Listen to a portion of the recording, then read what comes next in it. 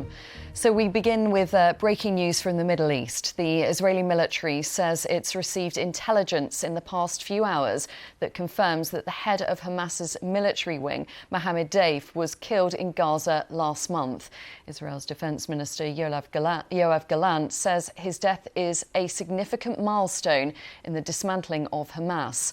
Mohammed Deif was targeted in a strike on a compound in the Khan Younis area on July the 13th. The Israeli army said at the time that another Hamas commander was killed, but said it did not have final confirmation on the fate of Deif.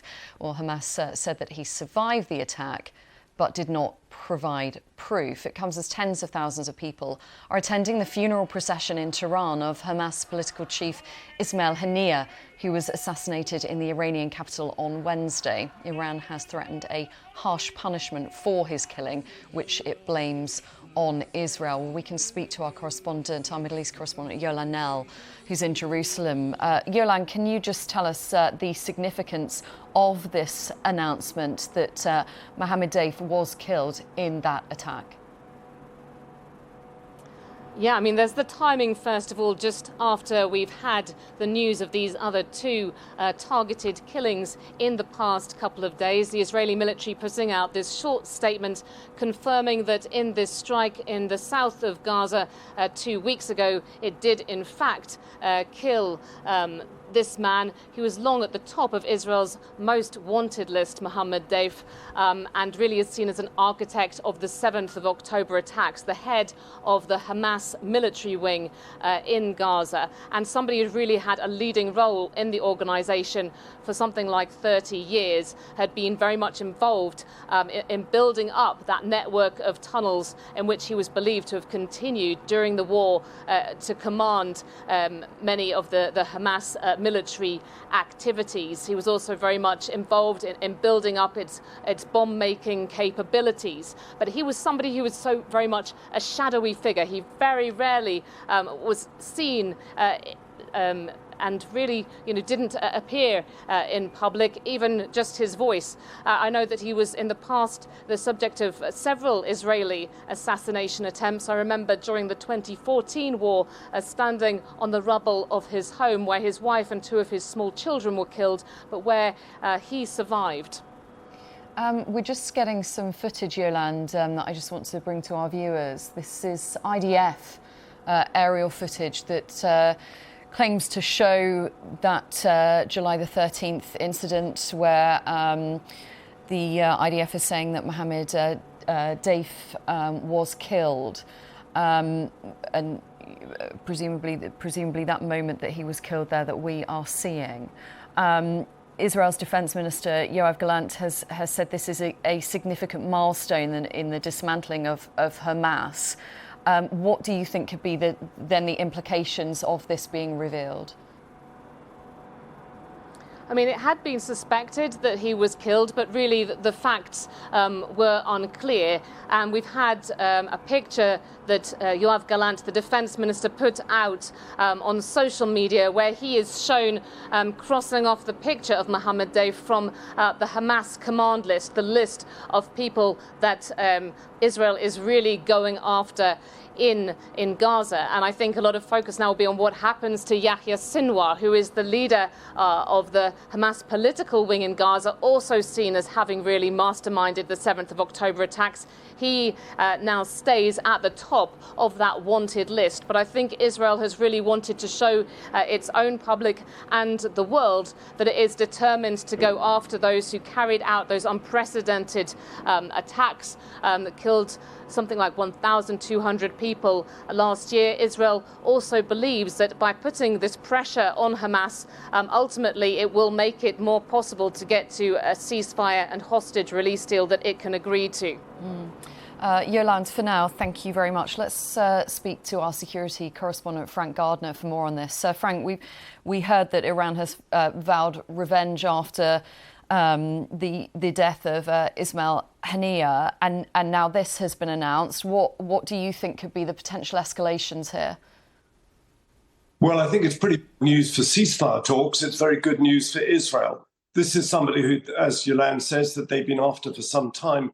Mohammed Deif is a hugely significant figure. He's been described by the Israelis today, by Israel, as the Osama bin Laden of Hamas. So I'm not quite sure that that's an accurate description, because he was a military commander rather than the sort of necessarily the kind of intellectual brains, which was more Yahya Sinwar.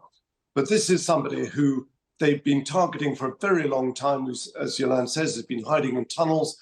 He's somebody who they would have liked to have killed right at the beginning of the whole Gaza retaliation operation for the October the 7th raid. And along with Yahya Sinwar, he's right at the top of the tree that they've been trying to cut down to try to dismantle Hamas's military operation. Mohammed Deif was 58. He was born in 1965 in Khan Younis, the same place that he has reportedly been killed in. And he's been leading what's known as the Azz-ad-Din al-Qassam brigades, which is the military wing of Hamas. Now, remember that Hamas is a prescribed terrorist organization by many governments, and therefore some people in Israel certainly don't make any distinction between its military or its political wings. But nevertheless, he was very much the military commander on the ground in Gaza, while Ismael Haniyeh, who was killed in Tehran in that airstrike, was the one shuttling around, based in Doha, doing a lot of the negotiations, a lot of the talks. What do you make of the timing of this announcement, Frank? Do you think this is information that has just come to light to the IDF, or do you think there is a strategy in the timing of this information being released?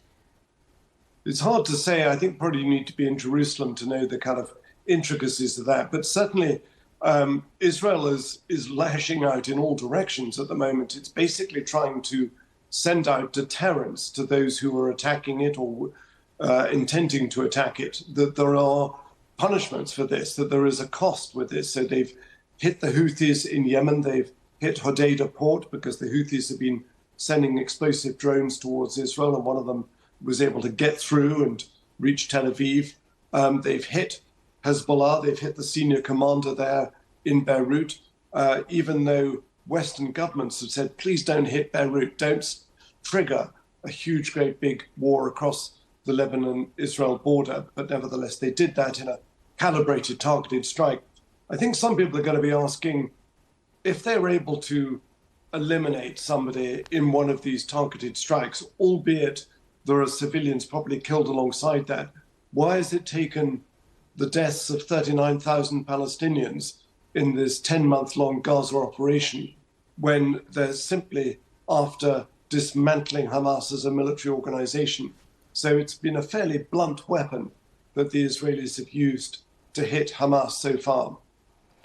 What do you think will be the wider implications across the world? I'm particularly thinking about the US response to this news.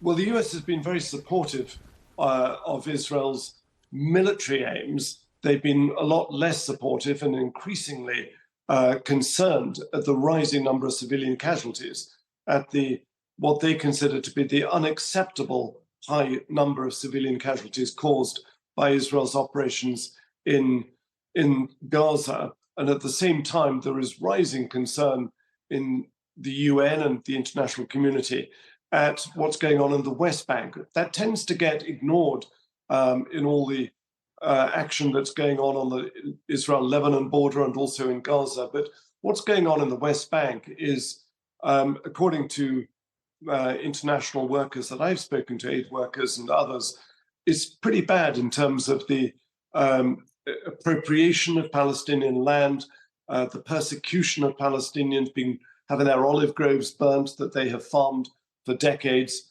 And there have been plenty of recorded instances of the Israeli police and military simply standing by or even assisting as settlers attack Palestinian communities there. So all of that is feeding into a sense of hopelessness.